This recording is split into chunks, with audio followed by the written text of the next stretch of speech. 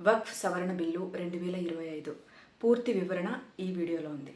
అసలు వక్ఫ్ అంటే ఏంటి? వక్ఫ్ అనేది ఒక ఇస్లామిక్ ధార్మిక స్వచ్ఛంద ఆస్తులను సంరక్షించుకునే ఒక వ్యవస్థ. ఒక వ్యక్తి లేకపోతే ఒక సంస్థ వాళ్ళ ధార్మిక సేవా కార్యక్రమాల కోసం ఒక నిర్దిష్ట ప్రాపర్టీస్ ఉంటాయి కదా, అంటే అవి భూమి, భవనాలు, వ్యాపార సంస్థలు ఇలాంటివి. వాళ్ళ అంటే అవసరాల కోసం వాటి కేటాయిస్తే ఆ ఆస్తిని వక్ఫ్ బోర్డ్ అంటారు. ఈ ఆస్తులు ప్రైవేట్ ప్రాపర్టీ లాగా అమ్ముకోవడానికో లేకపోతే వారసత్వంగా పంచుకోవడానికో సాధ్యపడదు.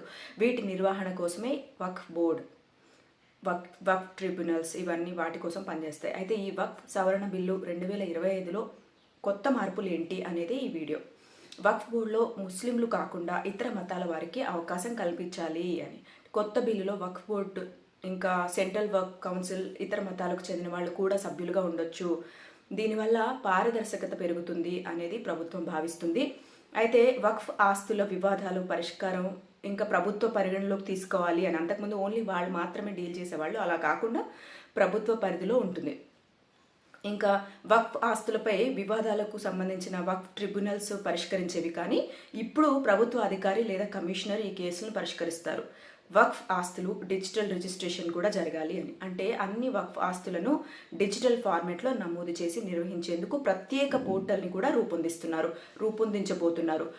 అక్రమ భూసేకరణ, అవినీతిని తగ్గించడమే ఇప్పుడు వచ్చిన కొత్త బిల్ లక్ష్యం అనమాట. అయితే లిమిటేషన్ యాక్ట్ కూడా దీనికి వర్తిస్తుంది.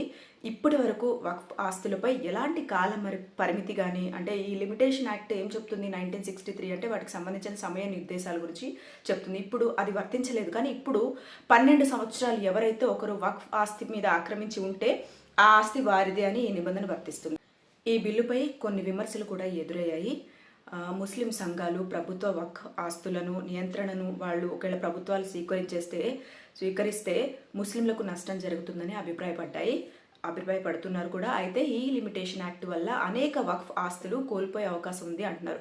అసలు అంటే సడన్గా నిద్రపోయి లేచినట్టు వచ్చి జనాల మీద పడిపోయి ఇది వక్ఫ్ ఆస్తి అనేది తప్పు కదా, వాళ్ళు అలర్ట్ ఉండాలి కదా. 12 సంవత్సరాలు అలర్ట్ ఉండకపోతే ఎలా అవుతుంది చెప్పండి. సో అది కరెక్టే అసలు. అయితే భూమి అక్రమంగా ఆక్రమించిన వాళ్ళు 12 ఏళ్ల తర్వాత యాజమాన్య హక్కులను పొందే అవకాశం ఉంది. దీనివల్ల అనేక వక్ఫ్ ఆస్తులు ప్రభుత్వ వశం అవుతాయి, అంటే ప్రైవేట్ జనాల హస్తగతం అవుతాయి అనే ప్రమాదం ఉందని ఈ అబ్జెక్షన్ పెట్టారనమాట. అయితే మంచి విషయం ఏంటి అంటే ఈ బిల్లు భారత పార్లమెంట్లో ఆమోదించబడింది. నిజానికి నాకు కూడా సంతోషంగా ఉంది. ఎందుకు అంటే మేము 15 ఏళ్ల క్రితం ఒక ఇల్లు కొనుక్కున్నాం, మంచి ఇల్లు కొనుక్కున్నాం. అప్పుడు కష్టపడి రూపాయి దాచిపెట్టి లోన్లు పెట్టి ఇల్లు కొనుక్కుంటే అప్పుడు నో పార్కింగ్ బోర్డు ఏం లేదనమాట మేము ఇల్లు కొనే ముందు. అప్పుడు నేను మొత్తం డాక్యుమెంట్స్ థరోలీ చెక్ చేశాను. ఒక అడ్వకేట్గా నాకు అసలు ఇది టైటిల్ ఏంటి, ఈ ల్యాండ్ ఎవరు, ఓనర్ ఎవరు, ఎక్కడి నుంచి వచ్చింది, తరతరాల డాక్యుమెంట్స్ అన్ని వెరిఫై చేసుకున్నాక ఇది క్లియర్ టైటిల్ అని కన్ఫర్మ్ చేసుకున్నాకే కొనుక్కున్నాను. కానీ కొనుక్కున్న ఒక 4 ఏళ్ల తర్వాత వక్ఫ్ బోర్డు అని అన్నారు.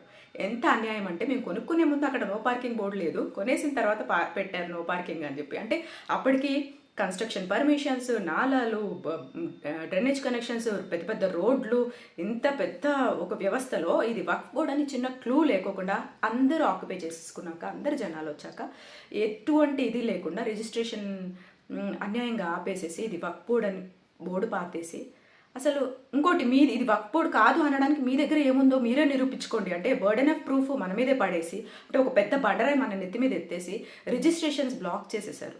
ఇది ఎంత అన్యాయం కదా. ఎందుకంటే వక్ఫ్ బోర్డ్ అని చెప్పిన మా ఏరియాలో ముస్లిమ్స్ ఉన్నారు, క్రిస్టియన్స్ ఉన్నారు, హిందూస్ ఉన్నారు.